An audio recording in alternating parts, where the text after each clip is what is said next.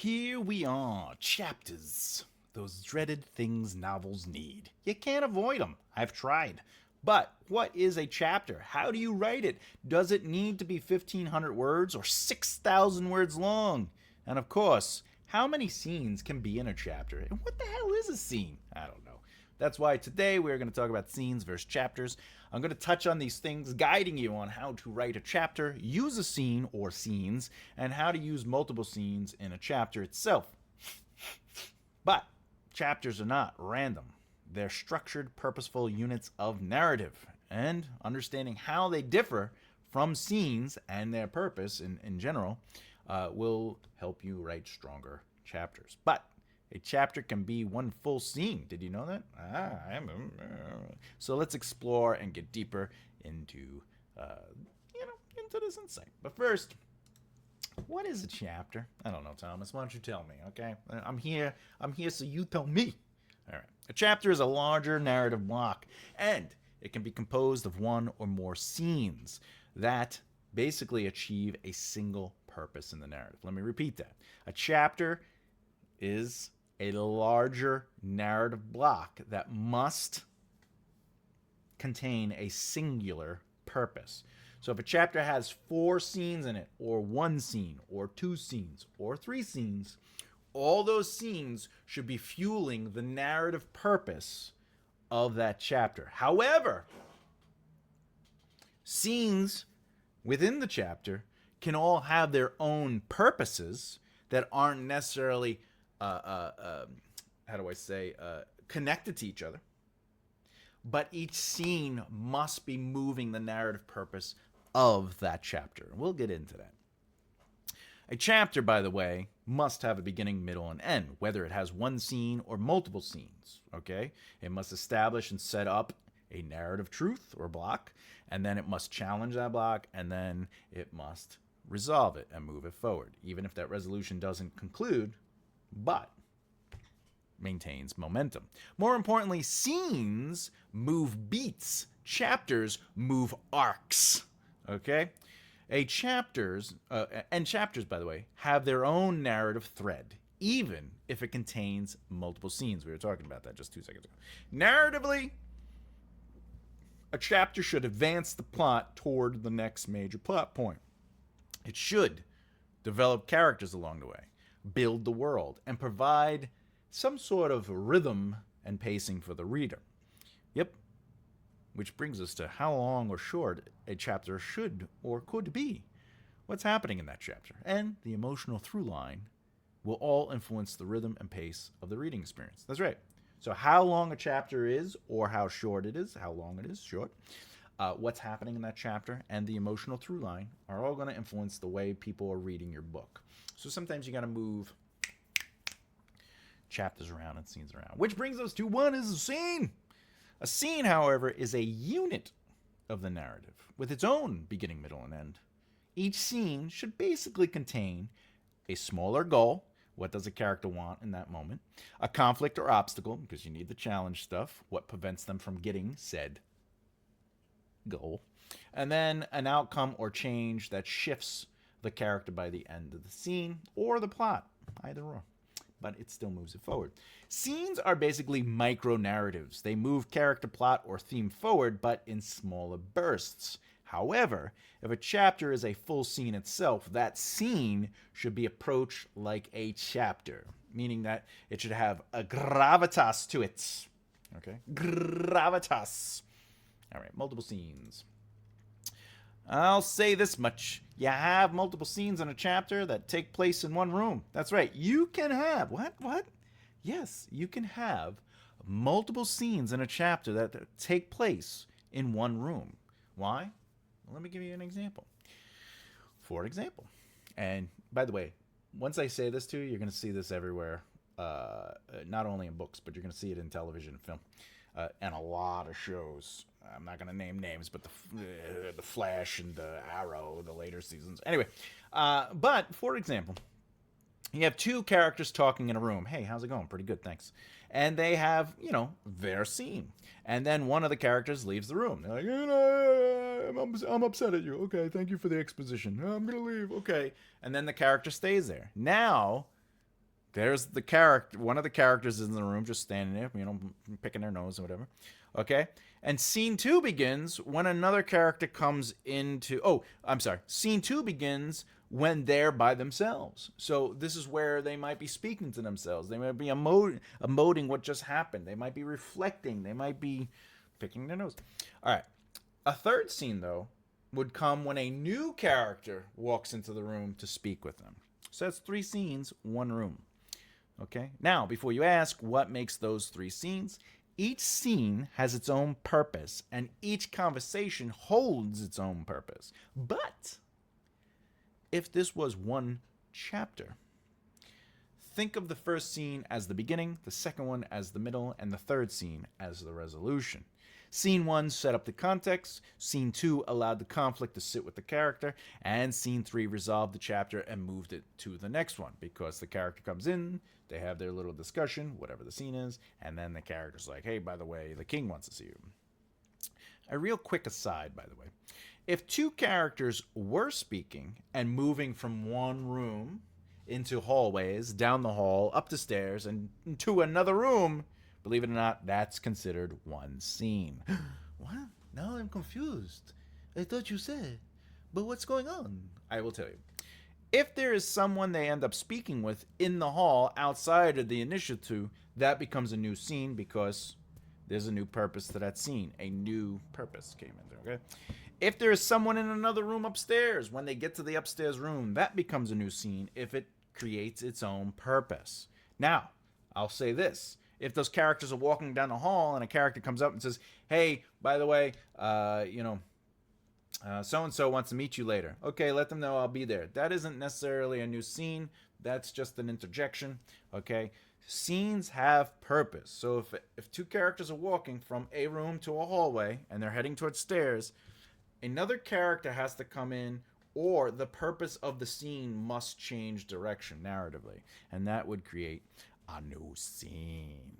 So multiple scenes can be, you can have these long one-shots, in a book. That's what we call them, one-shots, where it just keeps going. And it absolutely can be considered a scene. You just have to understand what the purpose of your scenes are and how you break them up, if you're going to break them up. Because, again, you could start in the room. You could have the 2 characters leave the room and go into the hallway. And the purpose of the hallway dialogue is different than the purpose of the room dialogue. And now those are 2 scenes. And then if they get to the stairs and the purpose changes again, that becomes a new scene. Scenes are held by their purpose. That's something to think about. What makes a chapter complete? I love this question. Why does this chapter exist? You need to know that. You're a writer. Ask these questions. Why does this chapter exist? What does it accomplish in the overall narrative? Whatever its purpose, it must provide a sense of movement by its ending. The beginning of a chapter will provide the context of what's going on, its themes, the emotional starting points of the characters, and the POV of the chapter, among other things. The middle of the chapter will lean into the conflict or problem of that chapter, challenging what was established in the beginning of the chapter. A quick aside. Previous chapter experiences and the emotional truths that were created in those previous chapters should, could, and would leak into this chapter and future chapters, because we don't forget the emotions. Nothing goes away just because it's a new chapter. It's not like you're resetting. It's not like a procedural. All right. And now, the ending of that chapter must resolve all that has been challenged, not just resolving it completely, but enough to keep the narrative moving with momentum.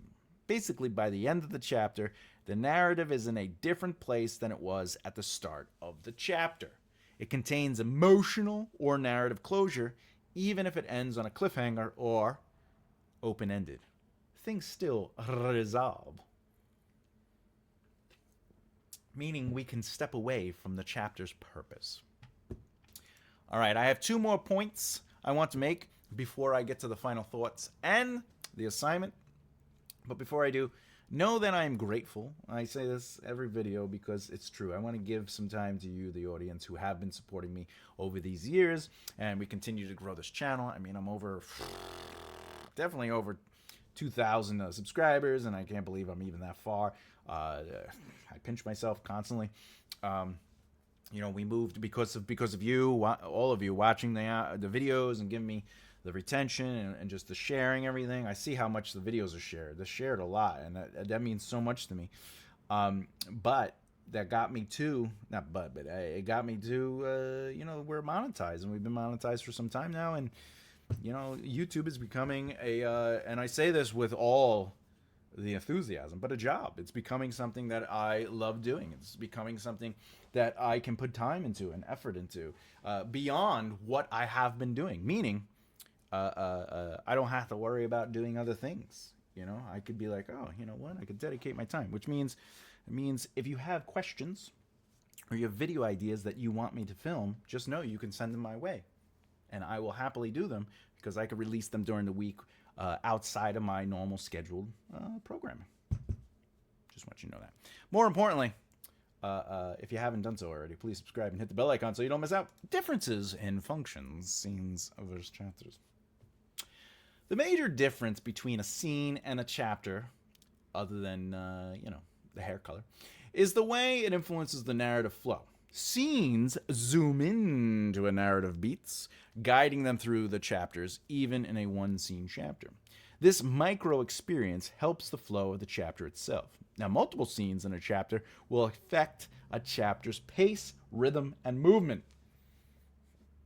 You have to know when to cut chapters, move chapters, combine. Now, but you also have to do that with scenes. You got to know when to cut, move, change, absorb scenes into other scenes.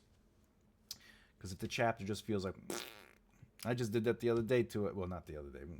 The other day from when I was recording this video, I had to take a scene out. I just took it out of the whole book. I realized I didn't really need it, and I was changing the emotional through line because it made a little bit more sense to go this way. And that's the thing. We as writers must ask questions and serve the narrative. Anyway, chapters, on the other hand, are there to control the overall flow of the narrative. A chapter tells the reader that this moment in time is important. Even if that chapter ends up being one long scene, okay, and it's like maybe 1,000 words or 1,500 words, a chapter tells the reader, pay attention. Scenes can break up a chapter to create movement, or to take a longer chapter that may be like 4,000, 5,000 words and break up the rhythm so you're having pattern interrupts, or you're playing with the emotional truth, or whatever the case is. All right, but a chapter will say to the reader, hey, this is going to be a bit more intense, right? Now, we might slow down for intimacy, right? Might be a mix of both. We might jump in from one POV and then shift to another POV in a hard chapter break. The point is, chapters are telling readers, hey, this is going to move the narrative forward, whereas scenes kind of play with the rhythm of chapters. All right. With that said, scenes are going to give us a chance to move through the characters, developing not only them, but the world, and watching them making micro actions that'll influence the macro of the chapter. By the way, I like using macro. It's something I say often in my outlining book. I don't know why. I think it's like the scientist in me. And by the way, I'm not a scientist. I'm like Bill Nye the Science Guy. I just like going, bee, bee, bee. I like funny noise. Anyway, chapter move. Characters through the narrative, expanding on the plot, and watching the narrative move and micro. So scenes kind of go in deeper, create rhythms, allow us to break up and allow things to breathe and move, and they all have their own purposes. Chapters move the narrative forward and tell readers their very important moments. Chapters and scene lengths.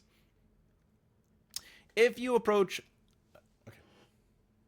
This is important. If you approach length as a mandatory word count, both your scenes and chapters will fall apart. And I'll tell you why. The length is dictated by its need. Okay?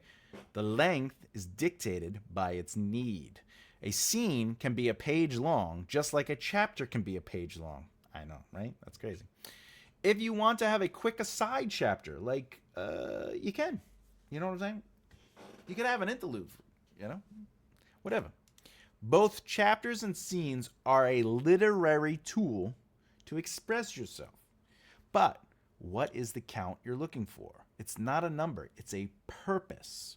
So I say this to my clients often. They're always like, well, how long should a chapter be? Blah, blah, blah, blah.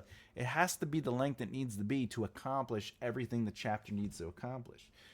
Or more importantly, the narrative beat within that. So ask yourself, did the chapter accomplish the needs of a chapter? And some of those things is, do I have a clear beginning?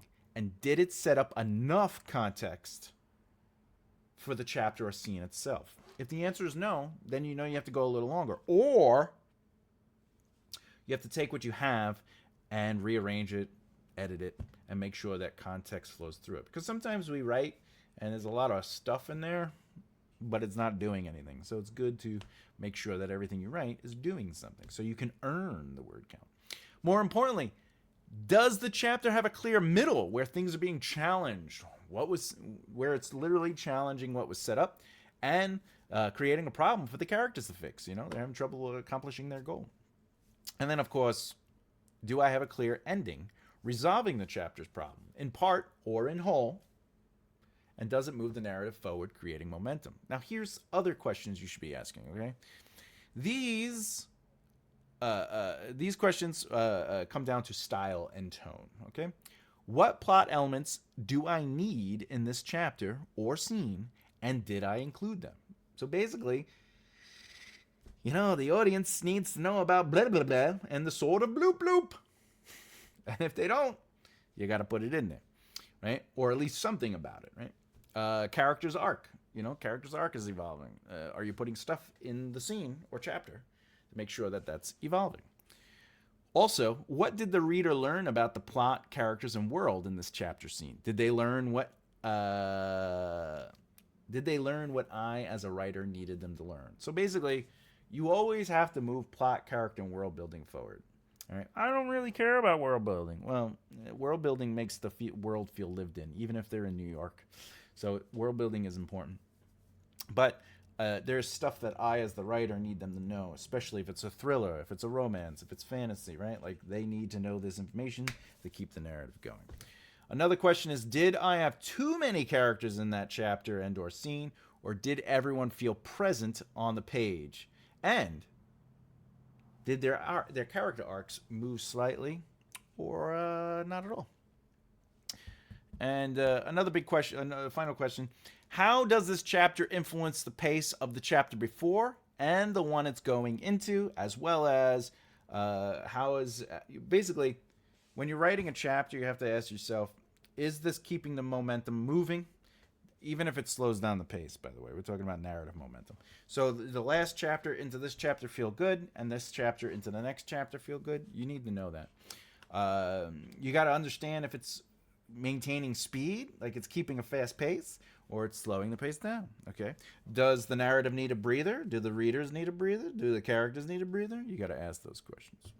Those things are some fundamental questions that will help you because characters have a purpose. And if it is accomplished, then it's the right amount of words. Of course, if a chapter is 4,000 words or more, you absolutely should make sure it's being earned and the pace isn't slow and dreadful.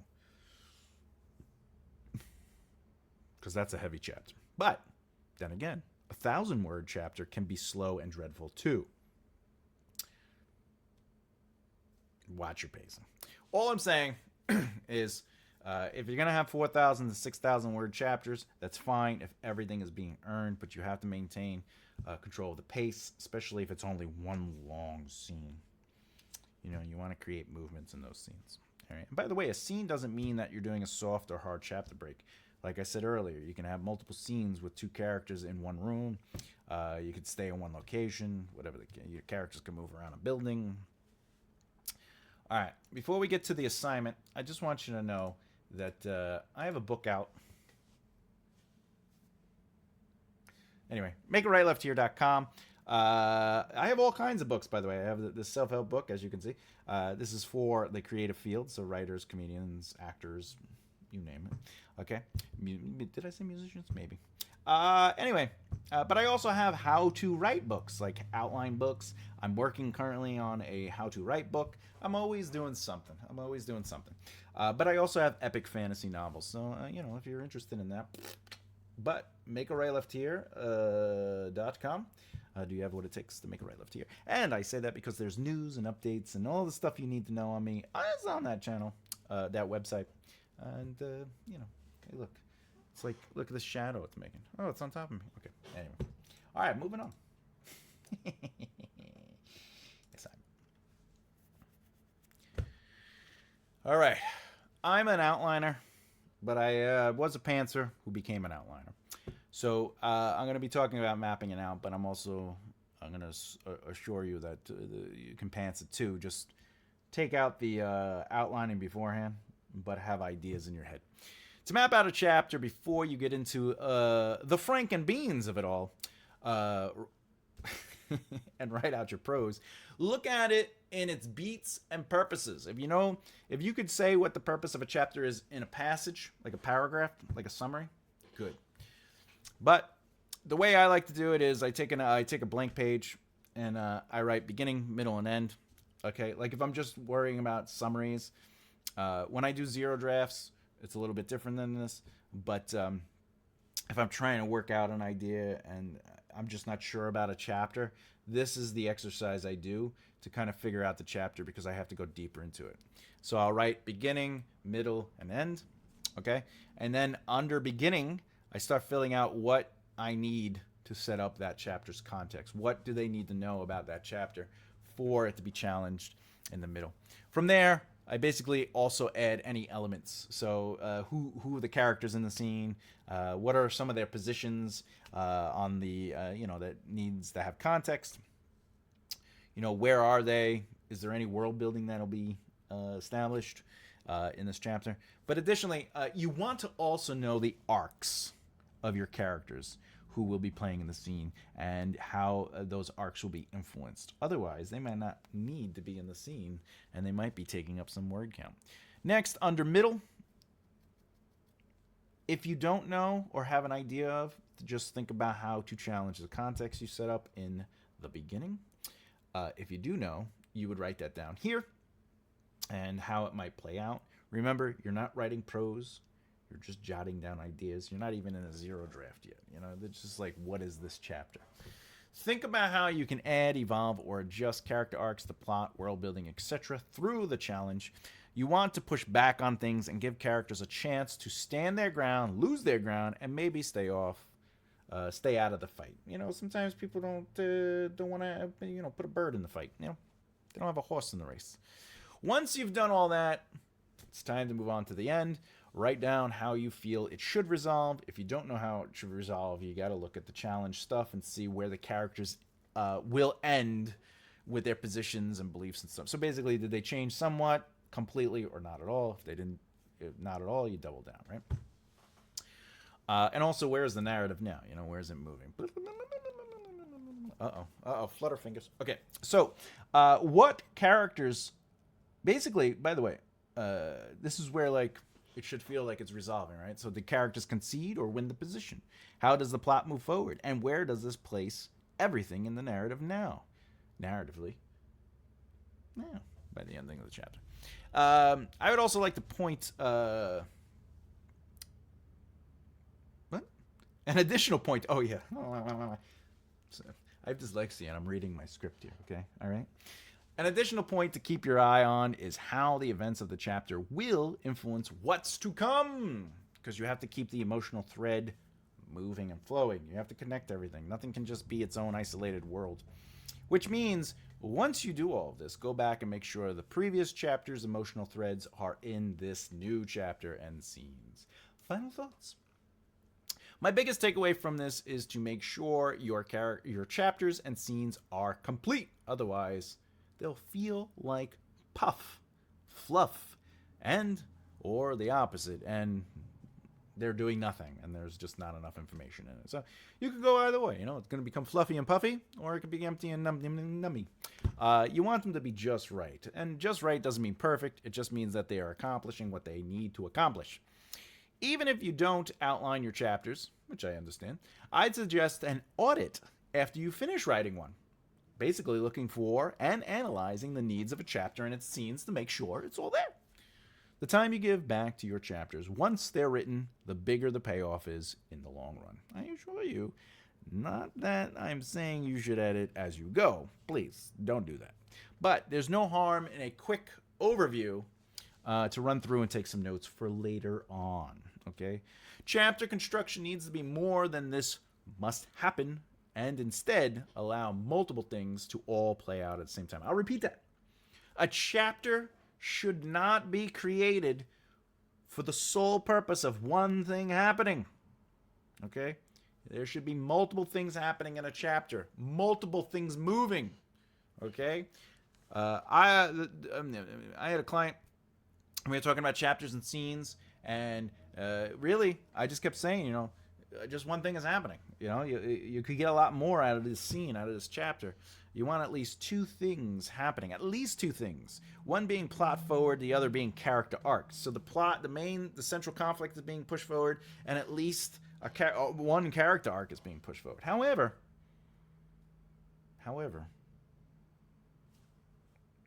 if you have more than one character in the scene, I would implore you to think about how to move their character arcs, even just slightly. And the reason you do this is because this allows for word economics or economy and a chance to get the most out of your pages, your word count, and give the readers a full experience. So, get out there and get the writing. You can do it. It's all made up. It's not like you can make a mistake. Next video in the series is research and authenticity. Basically, how to conduct thorough research when necessary to ensure accuracy and basically, you're telling a story, you're writing your narrative with some common sense there. But if you have a video lesson you'd like me to do, let me know in the comments below, because like I said, I may have my whole year recorded, because that's what I do. I'm crazy. But that doesn't mean I can't release a video on Tuesdays or Thursdays or whatever throughout the week. So please send me video ideas and I'll be happy to do a video for you.